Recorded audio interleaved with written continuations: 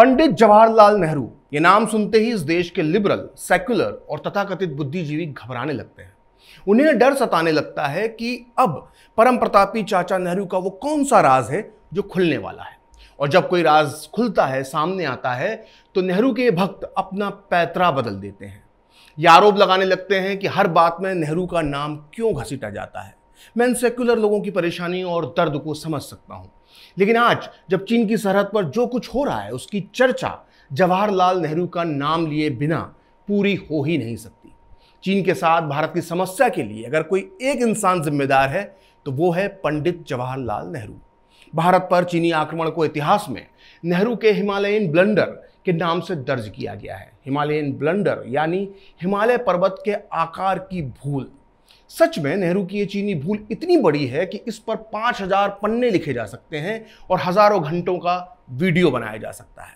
इसलिए आज के इस वीडियो में मैं आपको सिर्फ एक ऐसे खलनायक की कहानी सुनाऊंगा जो था तो नेहरू का यार, लेकिन उसने देश का कर दिया बंटाधार।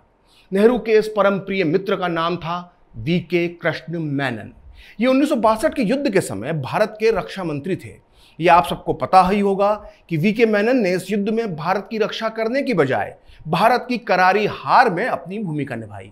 उस दौर के हर जानकार का कहना था कि वीके मेनन रक्षा मंत्री बनने के लायक ही नहीं थे, और अगर वो रक्षा मंत्री बन भी गए थे तो उन्हें साल 2 साल में ही हटा दिया जाना चाहिए था। ऐसे में सवाल उठता है कि आखिर वो कौन था जिसने एक निकम्मे रक्षा मंत्री की रक्षा की। वो नाम है पंडित जवाहरलाल नेहरू का। नेहरू को अपने दोस्त वीके मेनन से इतनी मोहब्बत थी कि वो उनकी हर बड़ी गलती को नजरअंदाज कर देते थे। नेहरू और मेनन की ये यारी देश पर कैसे पड़ी भारी, आज मैं आपको बताऊंगा। आपने अक्सर देखा होगा कि नेहरू से जुड़े किसी भी कांड को सुनकर सेक्युलर गैंग उस पर सवाल उठाने लगता है। इस बार कोई सवाल ना उठे, इसलिए आज मैं जानबूझकर अपनी बात उन किताबों के जरिए कहूंगा जिन्हें नेहरू के समर्थकों ने लिखा है। इन लेखकों की निष्ठा पर कोई भी सेक्युलर सवाल नहीं उठा सकता। तो आइए शुरू करते हैं नेहरू और मेनन की नापाक दोस्ती की कहानी। 1930 के दशक में नेहरू और मेनन की लंदन में मुलाकात हुई। मेनन कट्टर वामपंथी थे और नेहरू का झुकाव भी वामपंथ की ओर था, लिहाजा दोनों के बीच कॉमरेड वाली दोस्ती हो गई। नेहरू की लिखी किताबों को मेनन लंदन में छपवाते थे। यहां तक कि नेहरू की किताब द यूनिटी ऑफ इंडिया की प्रस्तावना भी वीके मेनन ने लिखी थी। नेहरू को किताबों से मिलने वाली रॉयल्टी का सारा हिसाब किताब मेनन ही देखते थे। नेहरू ने भी मेनन के सारे एहसान चुकाने में देर नहीं की। देश जब आज़ाद हो गया तो नेहरू ने मेनन को ब्रिटेन में भारत का पहला हाई कमिश्नर यानी उच्चायुक्त बना दिया। उस दौर में वरिष्ठ पत्रकार खुशवंत सिंह लंदन में भारतीय उच्चायोग में मेनन के साथ काम करते थे। खुशवंत सिंह ने अपनी किताब सच, प्यार और थोड़ी सी शरारत में मेनन के बारे में क्या खुलासे किए हैं, ये बताने से पहले मैं आपको बताना चाहता हूं कि खुशवंत सिंह गांधी परिवार के बेहद करीबी माने जाते थे। यहां तक कि 1975 से लेकर 1980 तक जब सारी दुनिया इंदिरा गांधी के खिलाफ हो गई थी, तब भी खुशवंत सिंह इंदिरा गांधी के साथ खड़े रहे। इसके बदले में इंदिरा गांधी ने उन्हें राज्यसभा सांसद बनाया और पद्म पुरस्कार से भी सम्मानित किया। अब देखिए मेनन के बारे में खुशवंत सिंह अपनी इस किताब के पेज नंबर 125 पर क्या लिखते हैं। मेनन एक बदमिजाज और नाकाम बैरिस्टर थे। पंडित नेहरू जब भी ब्रिटेन आते, मेनन उनकी जी हजूरी में लगे रहते। वो अपने पावर का इस्तेमाल अपनी संस्था इंडिया लीग के फायदे के लिए करते थे। उन्होंने इसके लिए अपने कई अंग्रेज मित्रों से धन लिया और बदले में उन्हें भारत को हथियार बेचने के ठेके दिलवाए। वीके मेनन एक पैदाइशी झूठे इंसान थे। उनकी नजर हमेशा सुंदर महिलाओं पर रहती थी और भारतीय उच्चायोग में उनकी कई महिलाओं से संबंध थे। खुशवंत सिंह ने मेनन के चरित्र पर ऐसे ही सवाल नहीं उठाए। दरअसल आजाद भारत का पहला घोटाला वीके मेनन ने ही किया था, जिसे जीप घोटाला कहा जाता है।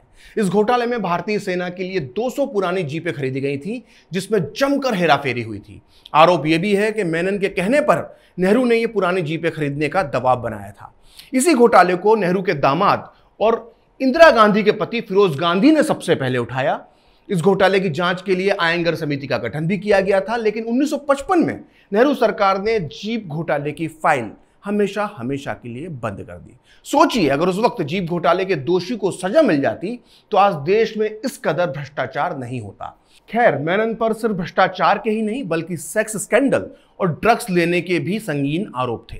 ये बात मैं नहीं कह रहा, बल्कि नेहरू के 20 साल तक प्राइवेट सेक्रेटरी रहे मथाई ने अपनी किताब में लिखी है। वो कहते हैं अपनी किताब में कि मेनन ने खुद को ड्रग्स का गुलाम बना लिया था। वो सेक्स स्कैंडल में भी फंसा हुआ था। अक्टूबर 1951 में प्रधानमंत्री नेहरू ने मुझे लंदन जाकर मेनन के बारे में जांच करने को कहा। मैं जब वहां पहुंचा तो दफ्तर में मेनन ड्रग के ओवरडोज में था और अपनी आंखें नहीं खोल पा रहा था। यहां तक कि नेहरू के भेजे जरूरी पत्र तक उसने खोलकर नहीं देखे थे, वो उसकी टेबल पर पड़े हुए थे। मेनन के परिचित डॉक्टर हांडू ने मुझे बताया कि मेनन एक बीमार व्यक्ति है और लगभग पागल है। मुझे आश्चर्य है कि पीएम नेहरू ने ऐसे व्यक्ति को इतना बड़ा पद क्यों दे रखा है। मथाई आगे लिखते हैं कि बाद में मेनन के ब्रिटिश डॉक्टर से मैं मिला और उसने मुझे बताया कि मेनन को बिजली का शॉक दिया जाता है। उसे परसिक्यूशन मेनिया नाम की बीमारी है। मेनन एक मानसिक यौन रोगी है और बहुत ज्यादा यौन क्रिया में लिप्त रहता है। मथाई आगे लिखते हैं कि लंदन से लौटकर मैंने प्रधानमंत्री नेहरू को सब बता दिया और सुझाव दिया कि मेनन को तत्काल प्रभाव से हटा देना चाहिए। इस पर नेहरू ने कहा कि आम चुनाव यानी 1952 के आम चुनाव के बाद जब नई सरकार का गठन होगा तो उसमें मेनन को शामिल करने का प्रस्ताव देकर उसे वापस भारत बुला लिया जाएगा। नेहरू ने आगे कहा कि यह मेरी ही गलती है कि मुझे 1 साल पहले ही एक्शन ले लेना चाहिए था, लेकिन हकीकत में नेहरू ने मेनन पर कभी कोई एक्शन नहीं लिया। मथाई के मुताबिक मेनन लंदन में बैठकर सोवियत संघ के लिए जासूसी करता था, जिसकी जानकारी ब्रिटेन के प्रधानमंत्री एटली को हो गई थी और उन्होंने ये बात नेहरू को बता भी दी, जिसके बाद कहा जाता है कि नेहरू मेनन को लेकर इतने शर्मिंदा हो गए थे क्योंकि इस घटना से उनकी गुटनिरपेक्ष आंदोलन से बनी उनकी छवि को गहरा धक्का पहुंचा था। लेकिन इतना सब होने के बाद भी नेहरू ने मेनन से दोस्ती नहीं तोड़ी। उन्होंने अपने जिगरी यार मेनन को लंदन से उठाकर यूनाइटेड नेशन यानी संयुक्त राष्ट्र संघ में भारतीय प्रतिनिधि मंडल का प्रमुख बना दिया। नेहरू यहीं रुक जाते तब भी ठीक था। 5 साल बाद 1957 में नेहरू ने मेनन को देश का रक्षा मंत्री बना दिया। रक्षा मंत्री बनते ही मेनन ने अपने असली रंग दिखाने शुरू कर दिए। वो सैनिक अधिकारियों की मनचाही पोस्टिंग करने लगे, योग्य अफसरों को अनदेखी होने लगी और निकम्मे अफसर मौज काटने लगे। ऐसे ही एक अफसर थे लेफ्टिनेंट जनरल बीएम कॉल, जिनके बारे में कहा जाता है कि वो देश के प्रधानमंत्री जवाहरलाल नेहरू के रिश्ते में भाई लगते थे। नेहरू के इस भाई कॉल के चक्कर में रक्षा मंत्री मेनन और उस वक्त के सेना प्रमुख जनरल थिमैया के बीच जमकर जंग छिड़ गई। इस पूरे किस्से को रामचंद्र गुहा ने अपनी इस किताब भारत गांधी के बाद में पूरे विस्तार के साथ लिखा है। आपकी जानकारी के लिए बता दूं कि खुद को सेकुलर और लिबरल मानने वाले रामचंद्र गुहा आरएसएस की विचारधारा के विरोधी हैं और वो खुद को कट्टर नेहरूवादी मानते हैं।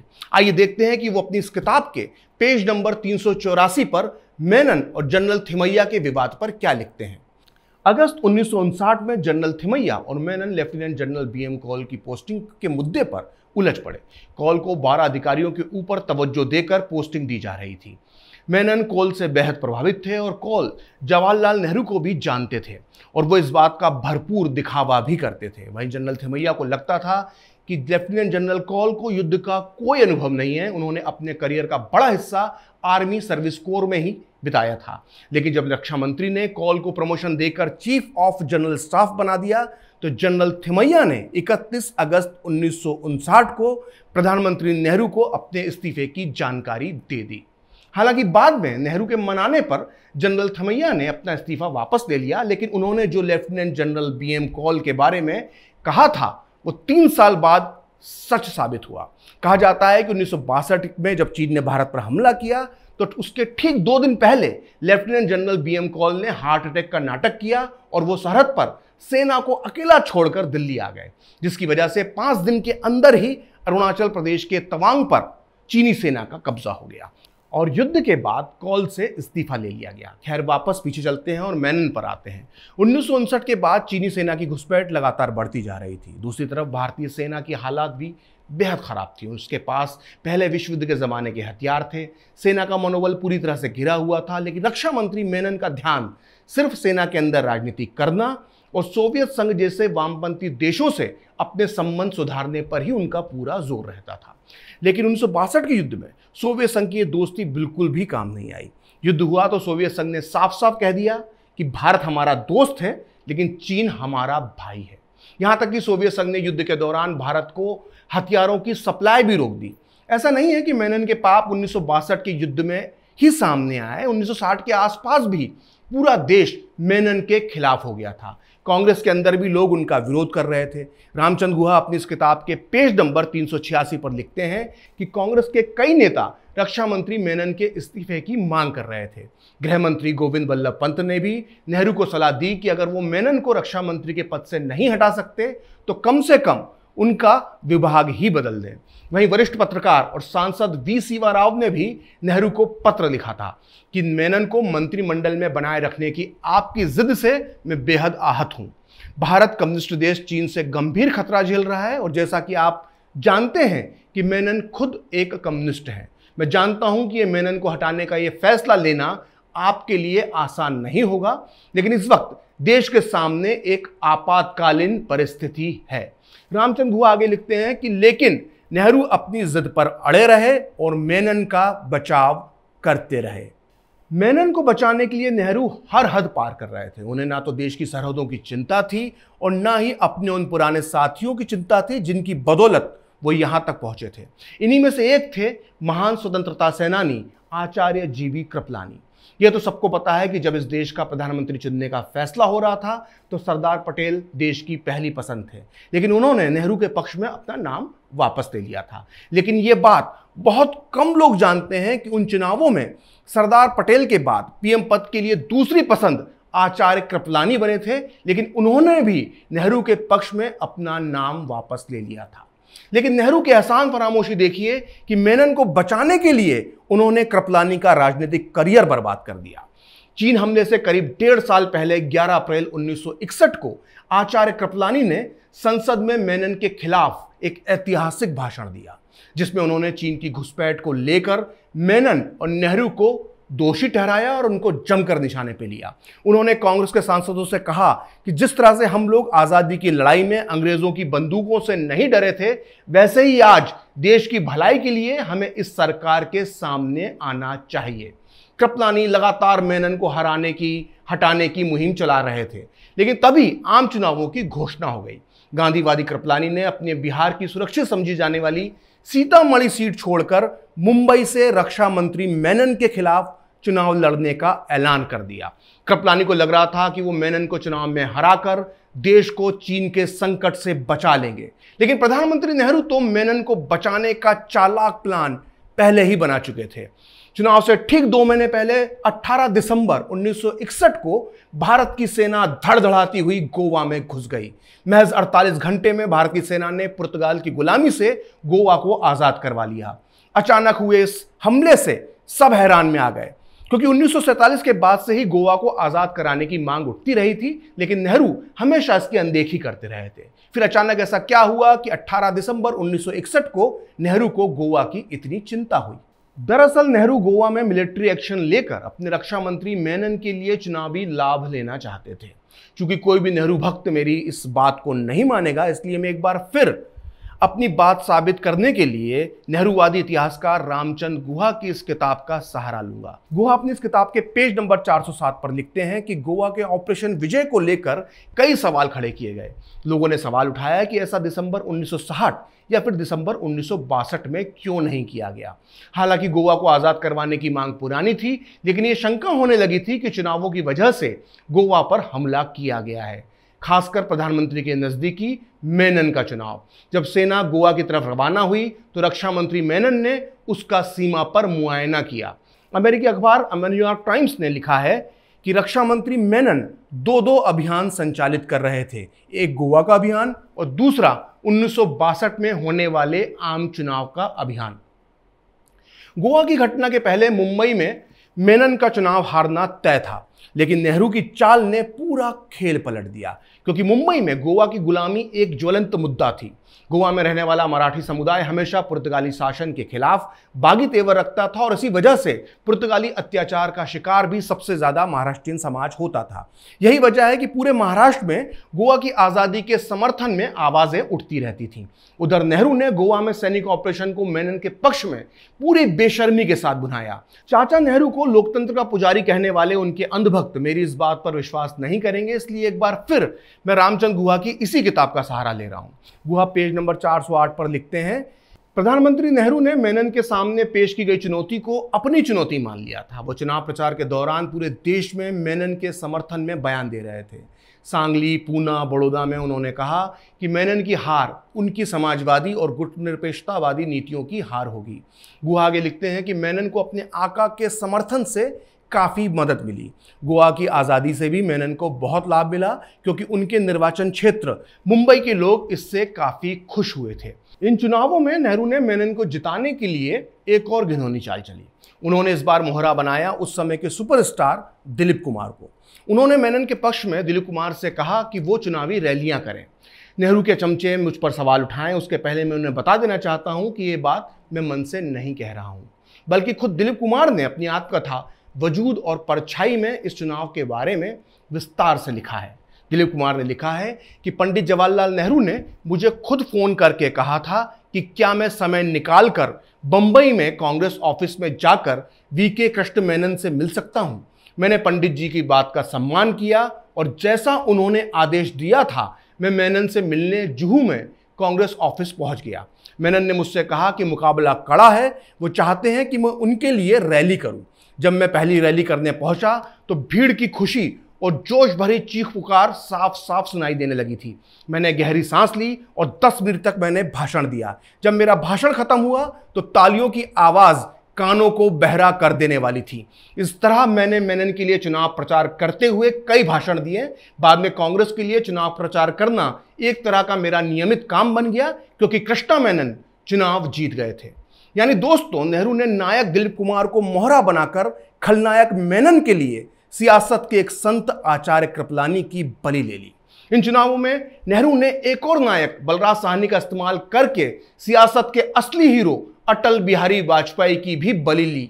उन चुनावों में अटल बिहारी वाजपेयी भी नेहरू की चीन नीति और खासकर मेनन के खिलाफ जबरदस्त हमला बोल रहे थे। बलरामपुर से अटल जी को चुनाव हराने के लिए नेहरू ने बलराज साहनी को वहां चुनाव प्रचार के लिए भेज दिया, वो भी पूरे 2 दिन के लिए। नतीजा यह हुआ कि बलराज साहनी की वजह से अटल बिहारी वाजपेयी सिर्फ और सिर्फ 2052 वोटों से हार गए। लेकिन इस हार का एक छोटा सा अंतर आगे जाकर भारतीय सियासत का रिवाज बन गया। यह आप लोगों को पता होना चाहिए कि दिलीप कुमार हो या बलराज साहनी, चुनावों में फिल्मी सितारों का सबसे पहले इस्तेमाल लोकतंत्र के रक्षक चाचा नेहरू ने किया था। खैर, हम वापस मुद्दे पर आते हैं। नेहरू के साम, दाम, दंड, भेद का इस्तेमाल करके मेनन को तो उन्होंने चुनाव जितवा दिया, लेकिन इसके साथ ही 1962 के युद्ध में भारत की हार की तकदीर भी नेहरू ने लिख दी। जितना दिमाग नेहरू ने मेनन को जितवाने में लगाया था, काश उसका आधा भी अपनी चाइना पॉलिसी में लगा लिया होता, तो आज हमारी सरहदों पर चीनी के सैनिक खून की होली नहीं खेल रहे होते। आपको ये जानकर आश्चर्य होगा कि 1962 के युद्ध की हार के बाद भी नेहरू का मेनन के लिए प्यार कम नहीं हुआ। हार के बाद भी नेहरू मेनन को बचाने की कोशिश करते रहे।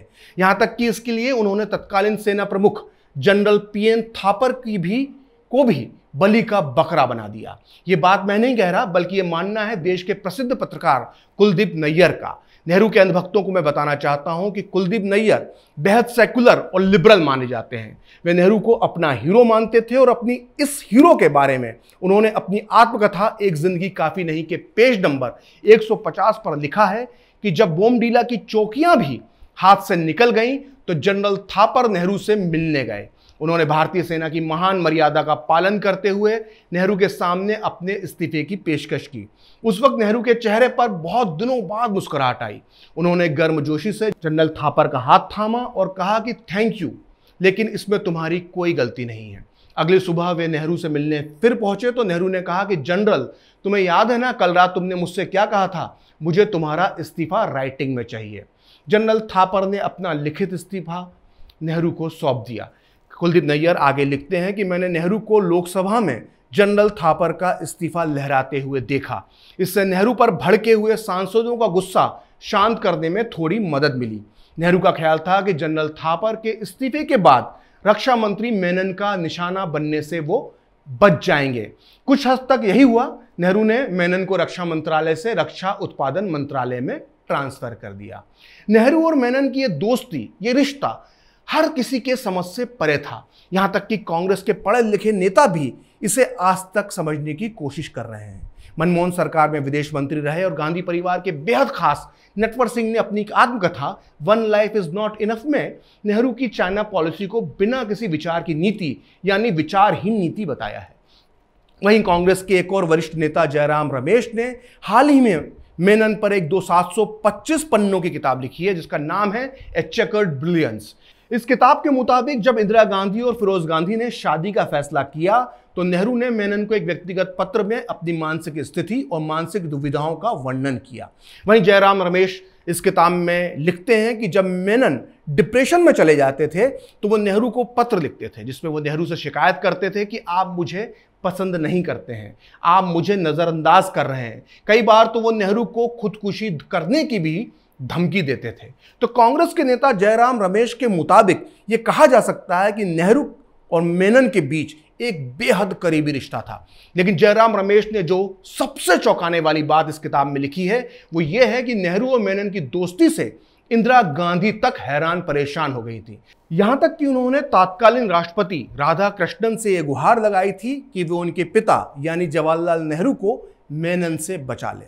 नेहरू भक्त, नेहरूवादी, नेहरू के चमचों और नेहरू के गुलामों को यह सब जानकर झटका लगेगा, लेकिन कांग्रेस नेता जयराम रमेश ने अपनी किताब ए चेकर्ड ब्रिलियंस में लिखा है कि इंदिरा गांधी राष्ट्रपति राधाकृष्णन के पास गई और उन्होंने उनसे कहा कि मेरे पिता को कृष्णा मेनन से बचाइए।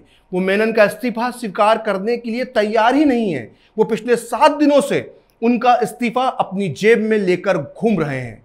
जयराम रमेश आगे लिखते हैं कि भारत में प्रधानमंत्री की अनुशंसा या सिफारिश पर ही राष्ट्रपति किसी मंत्री का इस्तीफा स्वीकार करते हैं, लेकिन इतिहास में यह पहला मौका था जब राष्ट्रपति ने किसी प्रधानमंत्री को उसके मंत्री का इस्तीफा स्वीकार करने के लिए कहा था।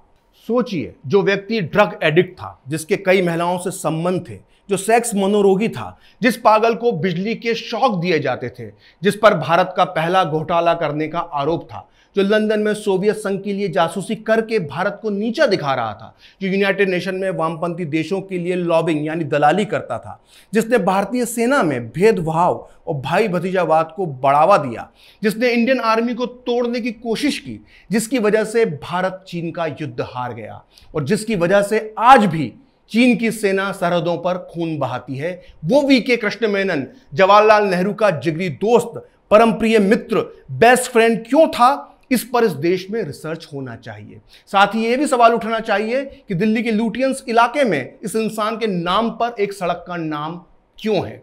जाते जाते मैं आपको ये बताना चाहता हूं कि इस वीडियो को तैयार करने के लिए मैंने कुलदीप नैयर, खुशवंत सिंह, रामचंद्र गुहा, नटवर सिंह, जयराम रमेश और M.O. मथाई की किताबों की मदद ली है और ये सारे लोग सेक्युलर, लिबरल और नेहरूवादी कहे जा सकते हैं।